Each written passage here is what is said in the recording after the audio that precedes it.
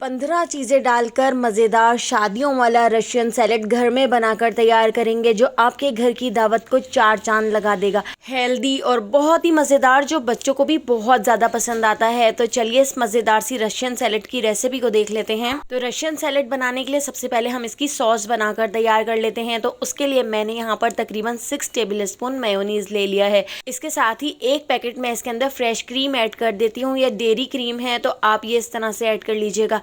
एक पूरा पैकेट मैंने इसके अंदर फ्रेश क्रीम का ऐड किया है।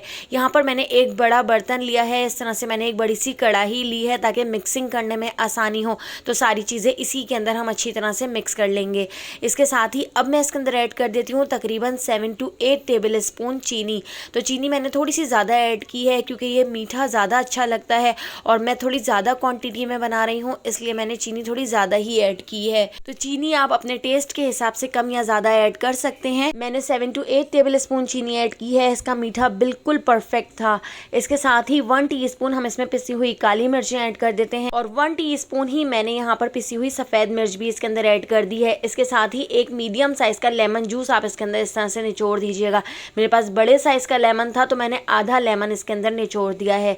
अब इन सारी चीज़ों को पहले हम अच्छी तरह से मिक्स कर लेते हैं। हमने इसको इतना मिक्स कर लेना है कि चीनी इसमें अच्छी तरह से डिज़ोल्व हो जाए। तो दोस्तों यहाँ पर मैं आपको याद दिलाती चलूँ, अगर आपको मेरी रेसिपी अच्छी लग रही है तो लाइक करना बिल्कुल भी मत भूलिएगा और अगर रेसिपी अच्छी नहीं लग रही है तो आप इसको डिसलाइक भी कर सकते हैं। और मुझे कमेंट करके ज़रूर बताइएगा कि आप मुझे किस सिटी और किस कंट्री से देख रहे हैं ताकि मैं आपका थैंक्स कर सकूं।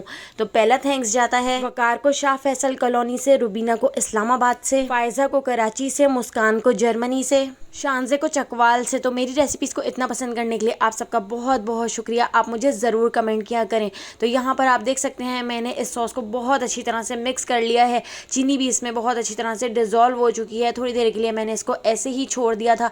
इस तरह से चीनी इसमें पूरी तरह से घुल गई थी। अब हम इसमें सारी चीज़ें ऐड कर लेते हैं। तो यहाँ पर मैंने रेड बीन्स ले लिए हैं और इनको मैंने बहुत अच्छी तरह से थोड़े से नमक के साथ बॉयल कर लिया था। तो 1 कप मैं इसके अंदर रेड बीन्स ऐड कर देती हूँ। इसको राजमा भी कहते हैं और लाल लोबिया भी कहते हैं। तो रेड बीन्स आप ज़रूर ऐड कीजिएगा जो बहुत हेल्दी होते हैं।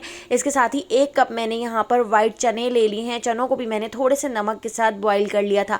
अच्छी तरह से बॉईल करने के बाद हमने चने ऐड कर दिए हैं। यहाँ पर मैंने फ्रोज़न कॉर्न ले लिए हैं। तो आधा कप मैंने इसके अंदर बॉईल किए हुए फ्रोज़न कॉर्न ऐड कर दिए हैं और यहाँ पर बॉईल की हुई मैंने मैक्रोनी इसके अंदर ऐड कर दी है। तो मैक्रोनी को भी 7 से 8 मिनट मैंने फुल फ्लेम पर बॉईल कर लिया था। इन सारी चीज़ों को बॉईल करते टाइम मैंने थोड़ा सा नमक भी ऐड कर दिया था। इसके साथ ही मैंने यहाँ पर स्पैगेटीज़ को भी बॉईल कर लिया था और स्पैगेटी भी ऐड कर दी है। और यहाँ पर अब मैंने कुछ सब्जियाँ ले ली हैं। एक बड़े साइज़ की गाजर और एक बड़े साइज़ का खीरा ले लिया था और क्यूब्स में कट करके हमने ये दोनों चीज़ें ऐड कर दी हैं। इसके साथ ही एक बिल्कुल छोटे साइज़ की मैंने बंद गोभी ले ली थी। तो बंद गोभी को भी हमने ग्रेट कर लिया था और बंद गोभी हमने इस तरह से इसके अंदर ऐड कर दी है। आधा टिन मैंने यहाँ पर पाइनएप्पल का ले लिया था। तो पाइनएप्पल को भी हमने क्यूब्स में कट करके ऐड कर दिया है। और यहाँ पर हमने ग्रेप्स ले लिए हैं। तो ग्रेप्स 1 कप मैं इसके अंदर ऐड कर देती हूँ। इसके साथ ही एक मैंने नाशपाती ले ली थी जिसको क्यूब्स में कट कर लिया था और एक ही हमने यहाँ पर एप्पल ले लिया था। तो एप्पल को भी क्यूब्स में कट करके हम इसके अंदर ऐड कर देते हैं। और यहाँ पर अब हम इसके अंदर ऐड करेंगे आलू। तो मैंने यहाँ पर एक बड़े साइज़ का आलू ले लिया था। आलू को बॉईल करके हमने इसके अंदर ऐड कर दिया है और इन सारी चीज़ों को हम अच्छी तरह से मिक्स कर लेते हैं। अगर आपके पास मटर हो तो आप मटर भी इसके अंदर ज़रूर ऐड कीजिएगा। मटर को भी बॉईल करके ऐड कीजिएगा। मटर भी इसके अंदर बहुत अच्छे लगते हैं। तो ये सारी चीज़ें हम अच्छी तरह से मिक्स कर लेते हैं। आप ये सारी चीज़ें थोड़ी थोड़ी भी ऐड करेंगे तो ये बहुत सारी क्वांटिटी में बनकर तैयार हो जाती है। आपको अगर इसमें से कोई चीज़ ज़्यादा पसंद हो तो आप ज़्यादा क्वांटिटी में ऐड कर सकते हैं। मैंने इसके अंदर पास्ता और मैक्रोनी ज़्यादा ऐड की थी क्योंकि मेरे बच्चों को ये दोनों चीज़ें बहुत ज़्यादा पसंद है।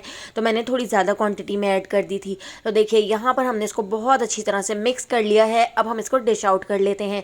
तो यहाँ पे हमारी बहुत ही मज़ेदार सी शादियों वाली रशियन सैलेड बनकर तैयार हो चुकी है।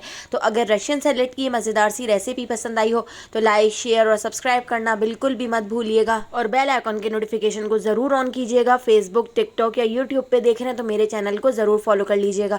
वहाँ पर भी डेली बहुत ही मज़ेदार सी रेसिपीज शेयर करती हूँ। तो आने वाली वीडियो तक अल्लाह हाफ़िज़।